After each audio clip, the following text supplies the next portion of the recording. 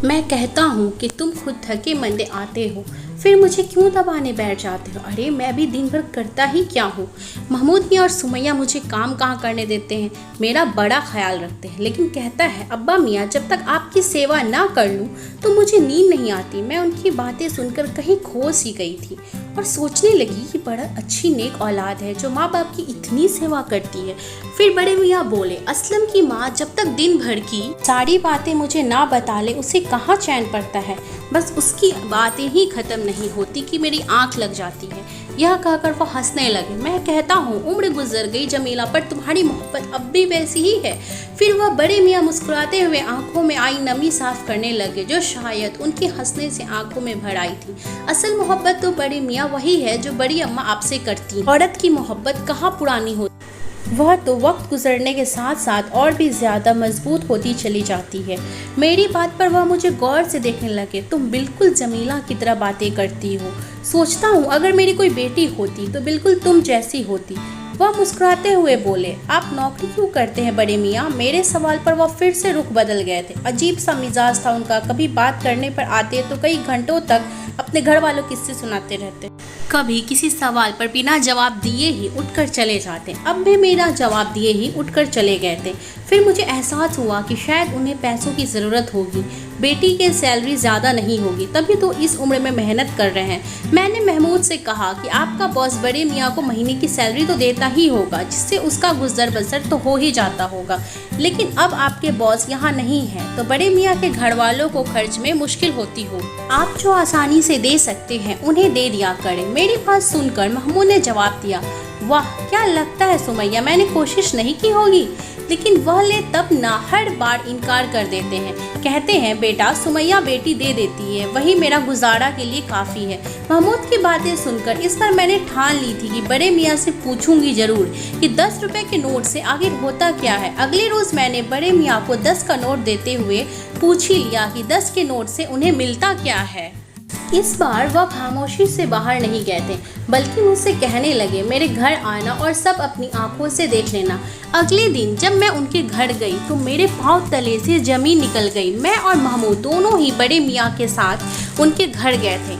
एक पुराना सा इलाका था, छोटी छोटी गलियां थी, तंग सा माहौल था। एक गली में दाखिल होते ही 2-4 घरों के बाद गली बंद थी। आखिरी मकान के सामने हम बड़े मियाँ के साथ खड़े हो गए, लेकिन दरवाज़ा बंद नहीं था, हल्के से धक्के से ही खुल गया था। मैंने और महमूद ने एक दूसरे को हैरत से देखा। फिर हम अंदर दाखिल हो गए। घर बिल्कुल वीरान था। घर के अंदर दाखिल होते ही बड़ा सा आंगन था और सामने 3 कमरे थे। हर कमरे के 2 लकड़ी के दरवाजे थे। आंगन में लगे पेड़ सूख चुके थे।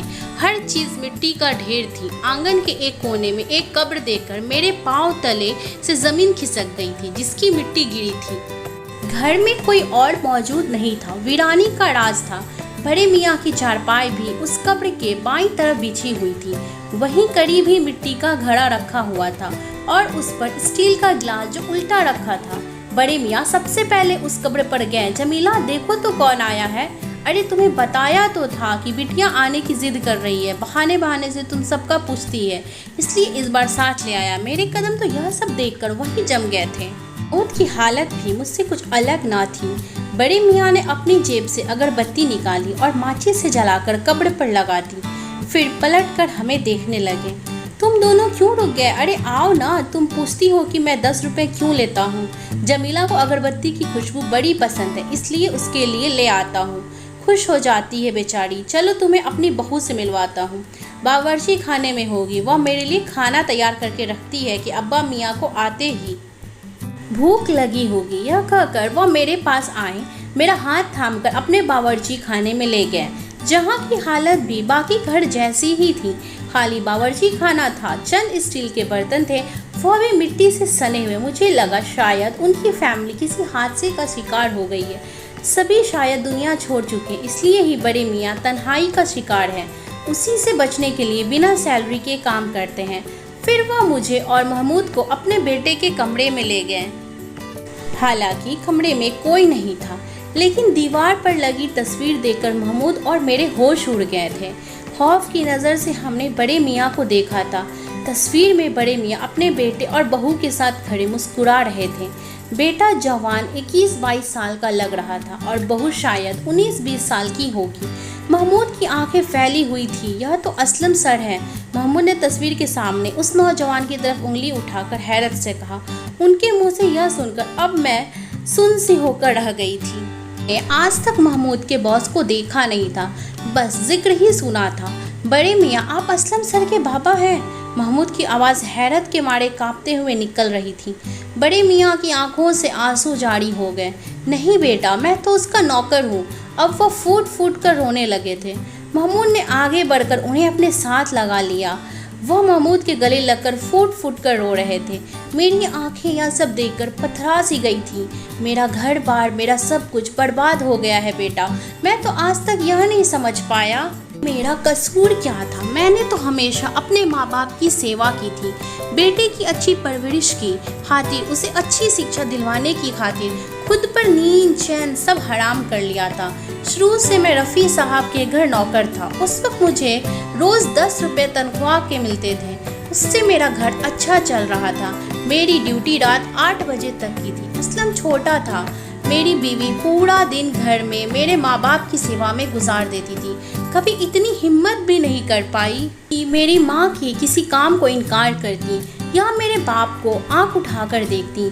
बस सर झुकाए दिन रात सास ससुर की सेवा में गुजार दिए। मैं 9 बजे तक घर लौटता था। अपने बाबा की टांगें दबाकर, माँ की दिल की बातें और शिकवे सुनकर बीवी के पास जाने की बारी आती थी। बस वही 1-2 घंटे की हमारी अपनी ज़िंदगी थी। हम हंसते थे, बातें करते थे। असलम की पैदाइश के बाद हमने खुद को पूरी तरह से बदल लिया था। हमने सोचा कि हम तो शिक्षा से अनपढ़ हैं, इसलिए लोगों की नौकरी करके उनके झूठे खाने खाने पर मजबूर हैं। बेटा पढ़ लिख जाएगा तो हमारा भी दिन बदल जाएंगे। वक्त आगे बढ़ता रहा। मेरे माँ बाप की एक के बाद एक दुनिया से चले गए। कब मैंने बाप की चारपाई संभाली और कब जमीला ने अम्मा की जगह ले ली, कभी खबर भी ना हुई। हमारे स्याह बाल, खूबसूरत जवानी, असलम की परवरिश और ख्वाहिशात के सामान इकट्ठे करते करते बुढ़ापे की दहलीज पर पहुंच गए। असलम अब नौकरी पर लग चुका था।